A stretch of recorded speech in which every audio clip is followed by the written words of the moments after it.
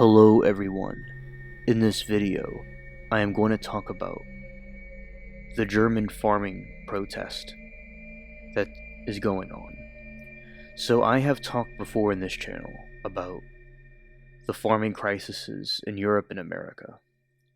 And now we will dive into this article about the current situation. Here we go. For some farmers already struggling, paying for more of their pollution is a step too far.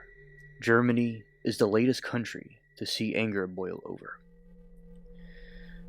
The columns of tractors that have blocked roads in Germany, causing chaos in the cities and headaches for commuters, are the latest wave in growing tide of anger against efforts, they say, to protect Europe and its nature from the pollution pumped by its farms.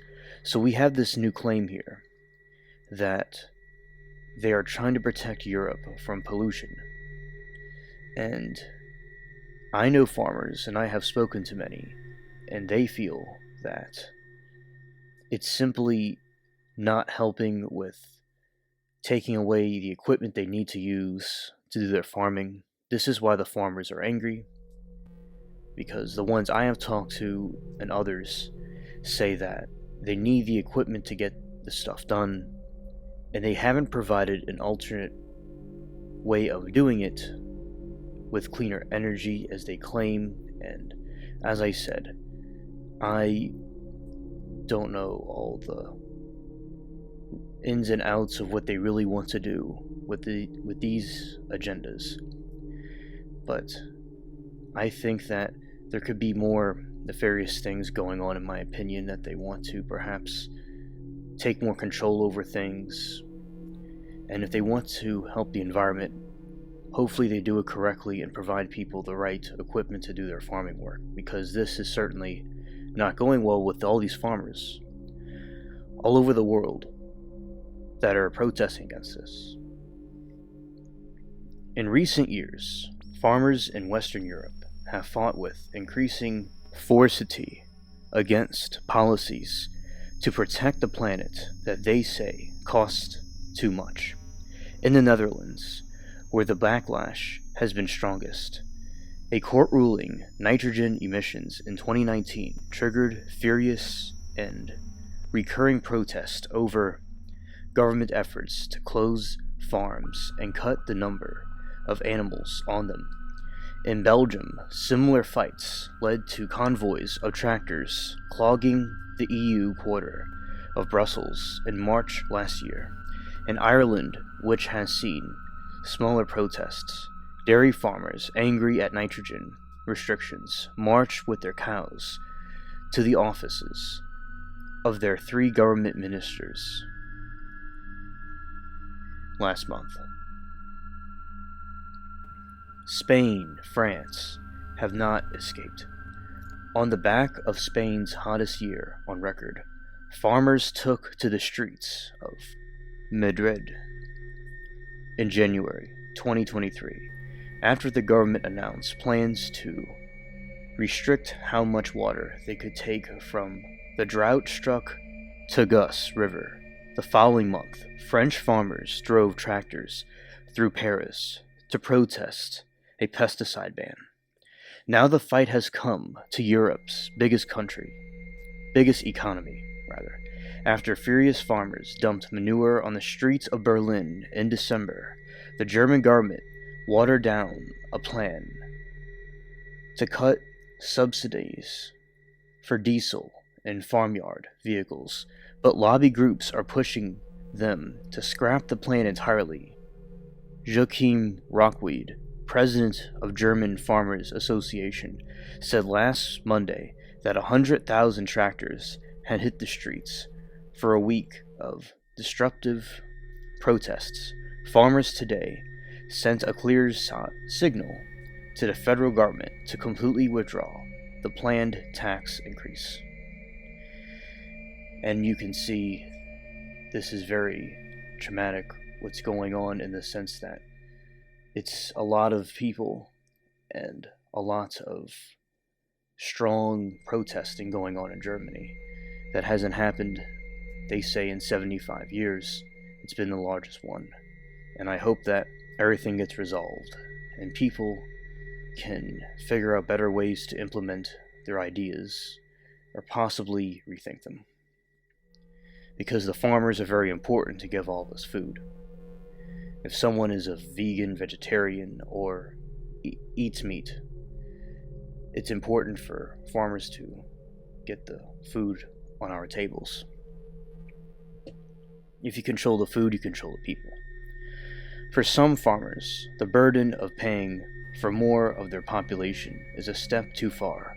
After energy crisis and pandemic that has left many struggling to make ends meet, some say they feel overburdened by rules and undervalued by the city dwellers who eat the food they grow without knowing where it came from.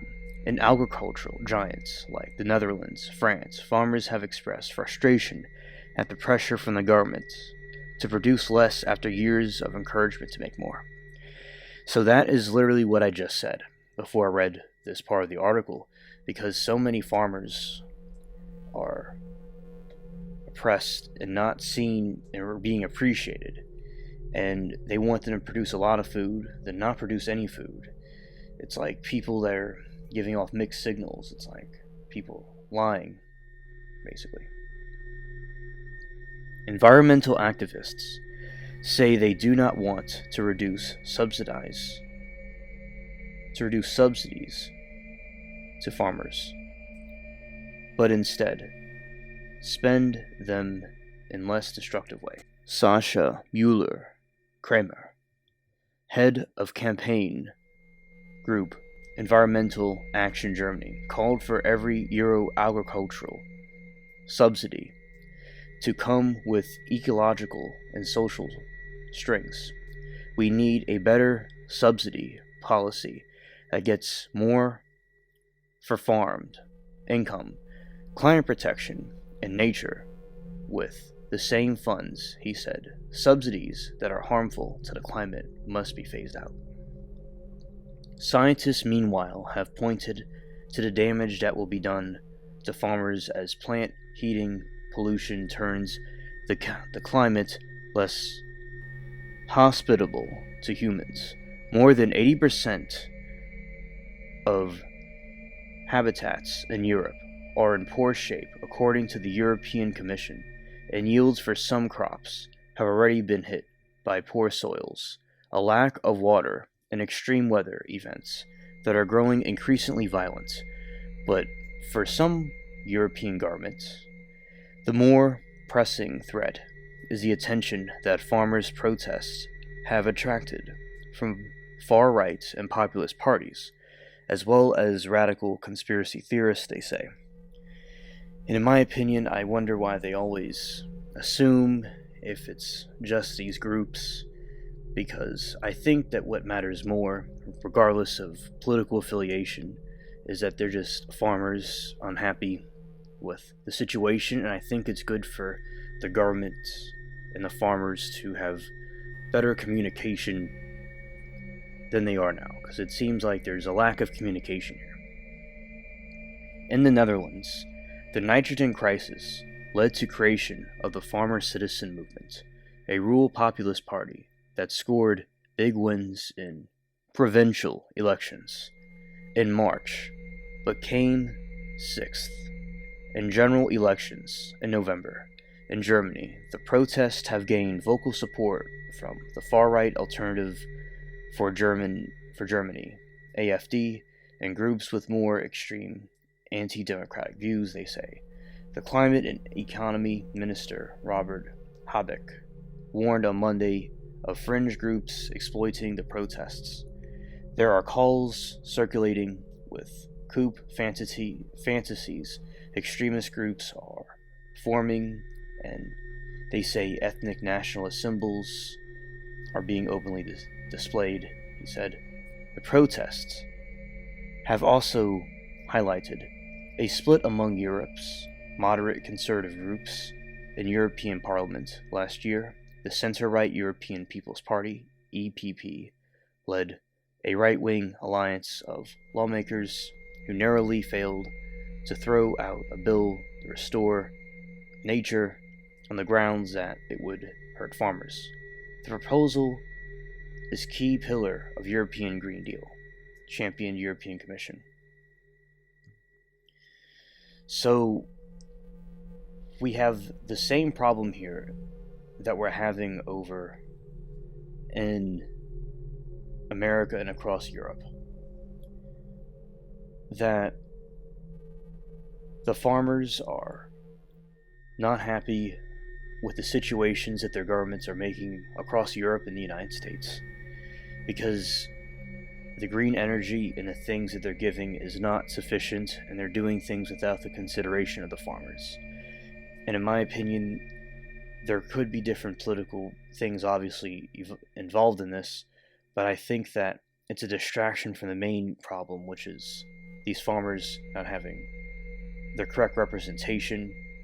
And as I said, in America, the Chinese like to have control over farmland, in my opinion, from farmers that I've talked to, according to them. So that is certainly what it seems. So to sum everything up, Germany is having a giant protest right now and blockading streets over the situation. The Netherlands and other European countries have done this, and hopefully for all of us and the people in Europe, the situation can be resolved as soon as possible.